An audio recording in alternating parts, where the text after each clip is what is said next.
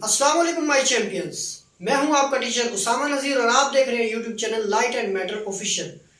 Dear students, क्या maths और weight में कोई फर्क है या ये एक जैसी क्वांटिटीज हैं? जब आप एक दुकानदार से सब्जी खरीदने जाते हैं तो वो सब्जी का मैथ्स मेजर करता है या वेट? खलाबाज खला में क्यों तैरते हैं हालांकि उनका मैथ्स तो होता है? इंसानी तारीख का वो कौन सा कदीम तरीन इंस्ट्रूमेंट है जो जदीद तरीन लैब्स में अब भी यूज हो रहा है और साइंटिस्ट उसे प्रेफर क्यों करते हैं? इन सारे सवालों के जवाब हम देखेंगे आज के लेक्चर में। डियर स्टूडेंट्स, सबसे पहले हम ये देखते हैं कि मैथ्स को मेजर करने के लिए हमारे पास कौन कौन से इंस्ट्रूमेंट हैं। देखिए, मैथ्स को मेजर करने के लिए हमारे पास डिफरेंट इंस्ट्रूमेंट हो सकते हैं, लेकिन यहाँ पे मैंने कुछ इंस्ट्रूमेंट के नेम लिखे हुए हैं, जैसे beam balance, physical balance, electronic balance. अगर हम कुछ कॉइन्स का मैथ्स मेजर करें बीम बैलेंस से तो ये आएगा 3.2 ग्राम और लीस्ट काउंट फिर कितना हो जाएगा 0.1 ग्राम या फिर 100 मिलीग्राम। उन्हीं कॉइन्स का मैथ्स अगर हम यूज करें फिजिकल बैलेंस तो क्या हो जाता है 3.24 ग्राम, तो लीस्ट काउंट कितना हो जाएगा 0.01 ग्राम या फिर हम इसे लिख सकते हैं 10 मिलीग्राम। ये एमसीक्यू के पॉइंट ऑफ व्यू से ये बातें आपने याद रखनी है, क्योंकि प्रीवियस बुक में इस तरह की एक एग्जांपल यूज की हुई है, तो आपको कंसेप्चुअली इन चीजों का पता होना चाहिए। इलेक्ट्रॉनिक बैलेंस के अंदर 3.247 ग्राम आपका मैथ्स आ जाएगा कॉइन्स का, तो हम इसका लिस्ट काउंट देखें क्या होगा 0.001 ग्राम या फिर 1 मिलीग्राम। डियर स्टूडेंट्स, ये तो हो गए इन तीनों बैलेंसेस की मदद से मैथ्स। तो सबसे ज्यादा एक्यूरेट वैल्यू कौन दे रहा है? तो सबसे ज्यादा एक्यूरेट वैल्यू इलेक्ट्रॉनिक बैलेंस दे रहा है, जो कि डेसिमल के बाद हमें 3 डिजिट तक आंसर दे रहा है। तो ये वैल्यू हमारी एक्यूरेट वैल्यू होगी इलेक्ट्रॉनिक बैलेंस वाली। अब हम उस सवाल का जवाब ढूंढते हैं कि क्या मैथ्स और वेट में कोई फर्क भी है या ये दोनों एक जैसी क्वांटिटीज हैं? और हमने ये भी कहा था कि जब हम सब्जी खरीदने वाले से सब्जी खरीदते हैं तो वो मैथ्स मेजर करता है या वेट? तो इस सवाल का जवाब ढूंढने के लिए हम इस चीज को देखते हैं, मैथ्स और वेट को। मैथ्स क्या होता है? It is the measure of quantity of matter in a body. मादे की मिकदार किसी बॉडी में कितनी है, ये मैथ्स कहलाता है। फॉर एग्जांपल, ये मेरे पास एक बोर्ड मार्कर है, इसके अंदर मैटर कितना है ये इसका मैथ्स है, और इसका जो ऐसा यूनिट है वो होगा किलोग्राम। ठीक हो गया। और इसको अगर मैंने मेजर करना हो इस मैथ्स को, इसके बोर्ड मार्कर के मैथ्स को, तो मैं कैसे मेजर करूंगा? कोई इंस्ट्रूमेंट यूज करूंगा। कौन सा इंस्ट्रूमेंट यूज करूंगा?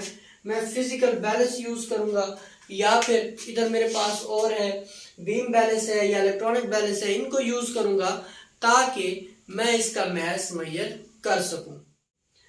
वेट क्या होता है? ये फोर्स है जिसके साथ कोई भी बॉडी अट्रैक्ट हो जाता है कि अर्थ की तरफ। अर्थ जिस फोर्स से किसी बॉडी को अपनी तरफ अट्रैक्ट कर रही है, ये उसका क्या कहलाएगा? वेट। या कोई भी प्लेनेट जो किसी भी बॉडी को अपनी तरफ अट्रैक्ट कर रहा है तो ये उसका वेट कहलाता है। वेट का जो ऐसा यूनिट है वो है न्यूटन। वेट एक फोर्स है ना, तो फोर्स का यूनिट क्या होगा? न्यूटन होगा।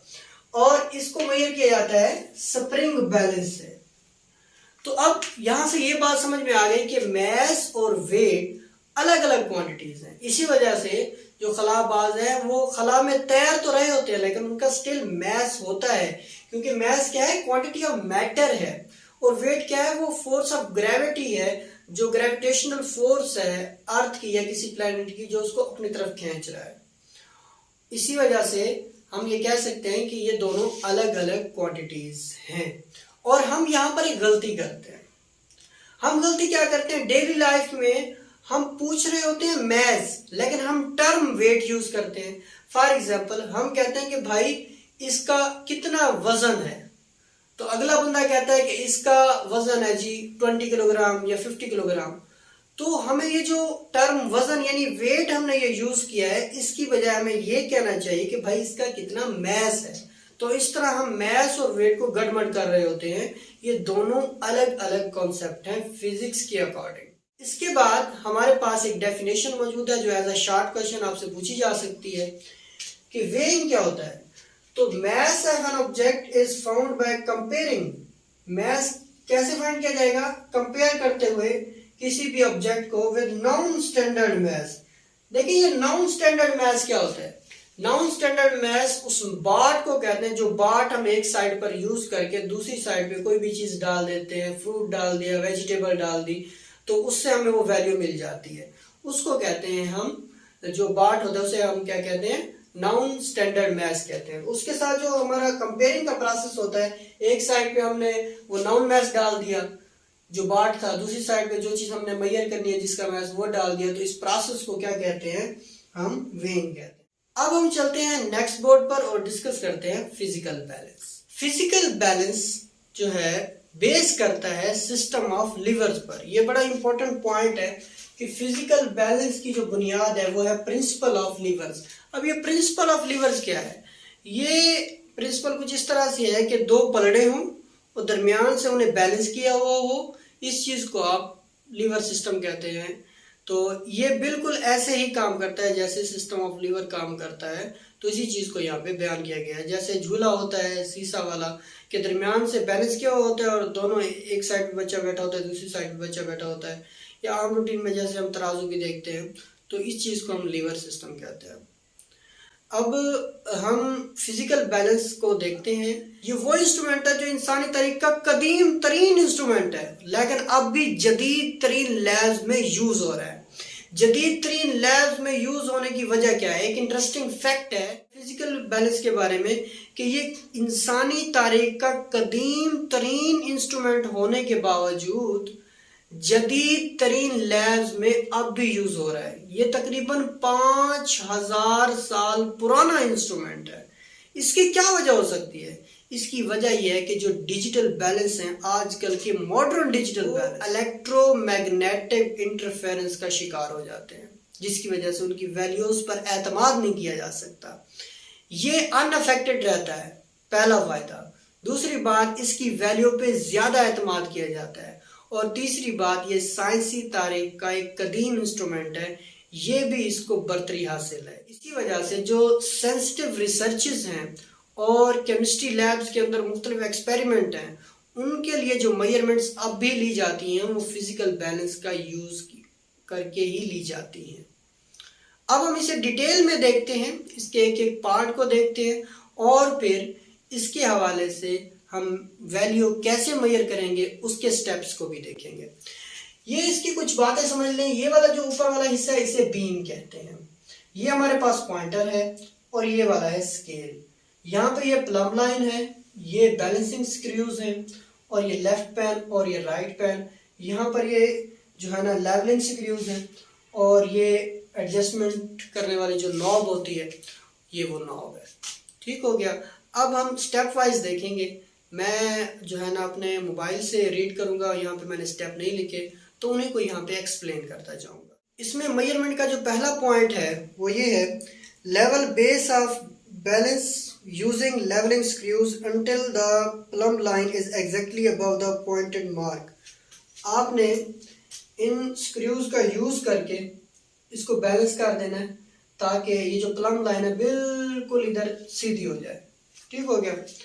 अब अगला पॉइंट है, turn the knob so that the pans of the balance are raised up. आपने ये नॉब जो है इसको घुमाना है ताकि ये जो पेन्स हैं अगर ये नीचे इसको लग रहे हैं तो थोड़ा सा ऊपर उठ जाए, इधर से भी और उधर से। देखते हैं, is the beam horizontal and pointer at the centre of the scale. अब ये देखना है कि ये जो बीम है हॉरिजॉन्टल है या इधर ऊपर नीचे है। बिल्कुल इसे हॉरिजॉन्टल होना चाहिए और ये पॉइंटर बिल्कुल यहाँ इस दरमियान वाली पोजीशन पे होनी चाहिए। अगर ये ऐसा नहीं है, if not turn the balancing screws on the beam so that it become horizontal. अब बैलेंसिंग स्क्रूज को थोड़ी सी जहमत देंगे ताकि ये इसको बैलेंस कर दे इस बीम को। समझ आ गए। नेक्स्ट पॉइंट है कि place the object to be weight on the left pan. जो चीज़ हमने मेजर करनी है उस ऑब्जेक्ट को हम इस वाले पैन में रख देंगे, जो भी चीज़ हमने मेजर करनी होगी, जो कि अननाउन होगी। और place the known weight from the weight box in the right pan using forceps. अब देखिए फोर्सेप्स जो चमटा होता है उसका यूज़ करके आपने एक जो है वेट बॉक्स है वहाँ से एक वेट निकाल कर यहाँ पर रख देना है। अब इसके साथ ना एक वेट बॉक्स होता है जिसमें डिफरेंट जो है ना वैल्यूज़ के वहाँ पे वेट्स पड़े होते हैं, 50 ग्राम 20 ग्राम मुख्तलिफ वैल्यूज़ के होते हैं। तो वो आपने यूज़ करके उसमें से कोई एक उठा के यहाँ पे इस पैन में आपने रख देना और चेक करना कि बैलेंस हो रहा है कि नहीं। Adjust the weight so that pointer remains on zero or oscillate equally on both sides of the zero of the scale। अब आपने क्या करना है कि वो जो डिफरेंट वेट्स हैं यहाँ पे रखते रहना है और जहाँ पे देखना है कि बिल्कुल बैलेंस हो रहा है या इक्वली इस तरह से ऑसिलेट कर रहा है, उस चीज़ को आपने नोट कर लेना है और वही इसकी फिर वैल्यू बनने वाली होगी। नेक्स्ट हम देखेंगे the total of the standard message is a measure of mass of the object in the left pan. अब जितने हमने स्टैंडर्ड मैसेज इधर रखे हैं एक्चुअली वो इस अननोन चीज़ का मैच हो जाएगा। तो स्टूडेंट्स ये इसके स्टेप्स जो है ना मुकम्मल हो गए। उम्मीद है आपको लेक्चर समझ में कोई पॉइंट समझ नहीं आया तो आप कमेंट बॉक्स में कमेंट ज़रूर कीजिएगा। वीडियो को लाइक करें, चैनल को सब्सक्राइब करें और दोस्तों के साथ शेयर करना मत भूलें। किसी वीडियो में मिलेंगे। टिल देन अल्लाह हाफिज़।